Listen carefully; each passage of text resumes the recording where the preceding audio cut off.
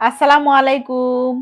আমরা কারণের আব্বুর অফিস রুমে কিছুক্ষণ বসে আড্ডা দিলাম ভাবিদের সাথে। তারপরে ভাবির তো তাড়া ছিল, ভাবি চলে গেল বাসাতে। আর আমি তো তাড়াহুড়ো করে বাসা থেকে চলে এসেছিলাম। আমি কিছুই রান্না করি নাই। এখন আমরা খাবো কি? রীতির তো ক্ষুধা লেগে গিয়েছে। তো কারণের আব্বু বলল, "ঠিক আছে, এখন আর বাসায় যেয়ে রান্না করার দরকার নেই। চলো আমরা বাহিরেই খেয়ে নিই।" আমি তো মহা খুশি।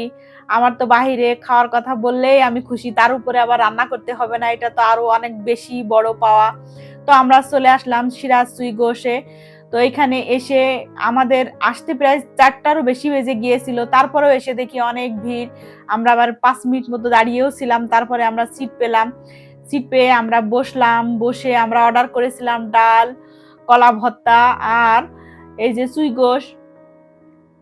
তো এইখানে সুইগোসের সিস্টেমটা আসলে অনেক সুন্দর। এখানে যে এইভাবে বোলের মধ্যে করে উনারা নিয়ে আসে আর নিজেদের পছন্দ মতো নেওয়া যায়।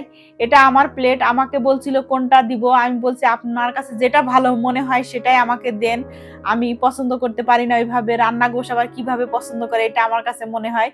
তারপরে তো ওই যে কারণের আব্বুকে দিচ্ছিল। আমরা অবশ্য নিয়েছিলাম মাটন, যেটা খাসির গোশ, সেটা নিয়েছিলাম আমরা ৩ জন। আর আমাদের চেয়ারম্যান সাহেব যে ছিল সাথে, উনি নিয়েছিল বিফ। তো উনি বিফই বেশি পছন্দ করছিল আর আমরা মাটনটাই খেতে চেয়েছিলাম। আমরা ওইটাই নিলাম। আমি নিজের জন্য পছন্দ না করলেও আমি কিন্তু কারণের আব্বুর জন্য বলছিলাম যে উনাকে ভালো দেখে একটা পিস দিবেন। মানে যাতে মাংসও থাকে, হাড্ডিও থাকে, এরকম দেখে একটা পিস দিয়েন। কারণ কারণের আব্বু আবার একদম সলিড যে মাংস সেটা পছন্দ করে না। তো ওরটা আবার সুন্দর করে সে বেছে বুছে দিল তারা। আর এই যে এখানে রীতির ভাগ্যটা ভালোই ছিল। রীতির মাংসের পিসটা বেশ বড় ছিল। আবার মানে মাংসও ছিল, হাড্ডিও ছিল এরকম। আর আমার যেটা পড়েছে সেটা আলহামদুলিল্লাহ, চেয়ারম্যান সাহেব তো খেয়েছিল বিফ। তো আমরা খাওয়া দাওয়া শেষ করে আর তেমন কিছু এখানে খাই নাই। খাওয়া দাওয়া শেষ করে এখন বিল দেওয়ার পালা।